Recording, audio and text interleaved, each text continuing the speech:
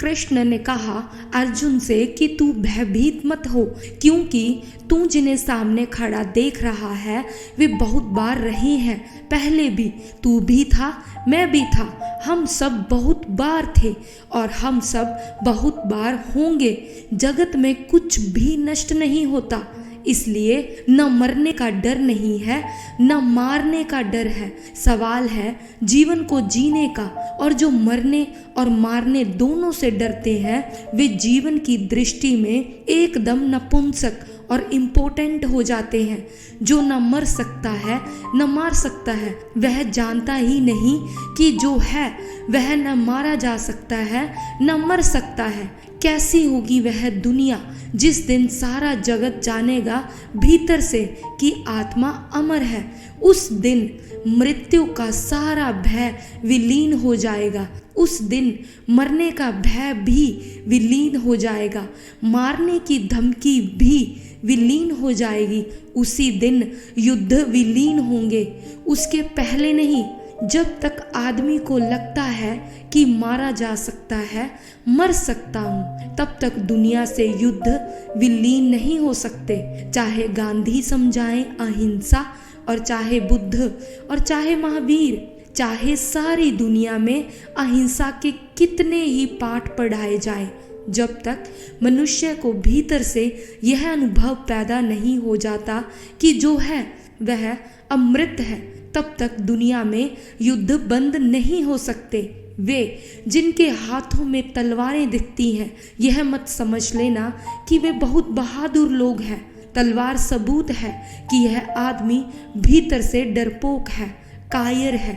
बहादुर के हाथ में तलवार की कोई ज़रूरत नहीं है, क्योंकि वह जानता है कि मरना और मारना दोनों बच्चों की बातें हैं। लेकिन एक अद्भुत प्रवंचना आदमी पैदा करता है। जिन बातों को वह नहीं जानता है उन बातों को भी वह दिखाने की इस भांति कोशिश करता है कि जैसे हम जानते हैं। भय के कारण भीतर है भय, भीतर वह जानता है कि मरना पड़ेगा। लोग रोज मर रहे हैं, भीतर वह देखता है कि शरीर क्षीण हो रहा है, जवानी गई, बुढ़ापा आ रहा है, देखता है कि शरीर जा रहा है, लेकिन भीतर दोहरा रहा है कि आत्मा अजर अमर है। वह अपना विश्वास जुटाने की कोशिश कर रहा है, हिम्मत जुटाने की कोशिश कर रहा है कि मत घबराओ, मत घबराओ, मौत तो है लेकिन नहीं। ऋषि मुनि कहते हैं कि आत्मा अमर है। मौत से डरने वाले लोग ऐसे ऋषि मुनियों के आसपास इकट्ठे हो जाते हैं और भीड़ कर लेते हैं जो आत्मा की अमरता की बातें करते हैं। मैं यह नहीं कह रहा हूँ कि आत्मा अमर नहीं है, मैं यह कह रहा हूँ कि आत्मा की अमरता का सिद्धांत मौत से डरने वाले लोगों का सिद्धांत है। आत्मा की अमरता को जानना बिल्कुल दूसरी बात है, और यह भी ध्यान रहे कि आत्मा की अमरता को वे ही जान सकते हैं जो जीते जी मरने का प्रयोग कर लेते हैं। उसके अतिरिक्त कोई जानने का उपाय नहीं। इसे थोड़ा समझ लेना जरूरी है। मौत में होता क्या है?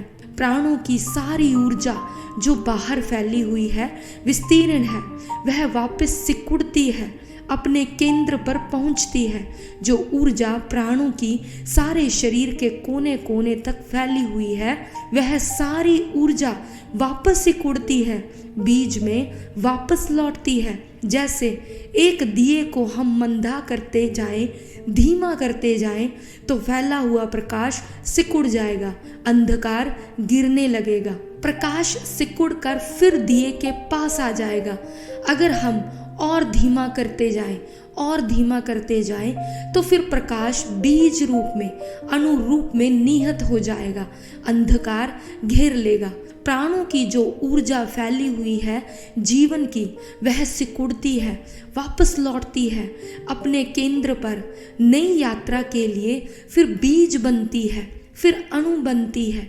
यह जो सिकुड़ाव है, इसी सिकुड़ाव से, इसी संकुचन से पता चलता है कि मैं मरा, क्योंकि जिसे मैं जीवन समझता था सब छूट रहा है, हाथ पैर शिथिल होने लगे, श्वास खोने लगी, आंखों ने देखना बंद कर दिया, कानों ने सुनना बंद कर दिया। ये सारी इंद्रियां, यह सारा शरीर तो किसी ऊर्जा के साथ संयुक्त होने के कारण जीवंत था। ऊर्जा वापस लौटने लगी है। देह तो मुर्दा है, वह फिर मुर्दा रह गई। घर का मालिक घर छोड़ने की तैयारी करने लगा। घर उदास हो गया, निर्जन हो गया। मृत्यु के इस क्षण में पता चलता है कि जा रहा हूँ, समाप्त हो रहा हूँ, और इस घबराहट के कारण कि मैं मर रहा हूँ, इस चिंता और उदासी के कारण, इस पीड़ा के कारण, यह एंजाइटी कि मैं समाप्त हो रहा हूँ, यह इतनी ज़्यादा चिंता पैदा कर देती है मन में कि वह उस मृत्यु के अनुभव को भी जानने से वंचित रह जाता है। जानने के लिए चाहिए शांति। हो जाता है इतना अशांत कि मृत्यु को जान नहीं पाता। बहुत बार हम मर चुके हैं, अनंत बार, लेकिन हम अभी तक मृत्यु को जान नहीं पाए, क्योंकि हर बार जब मरने की घड़ी आई है तब फिर हम इतने व्याकुल और बेचैन और परेशान हो गए हैं कि उस बेचैनी और परेशानी में कैसा जानना, कैसा ज्ञान।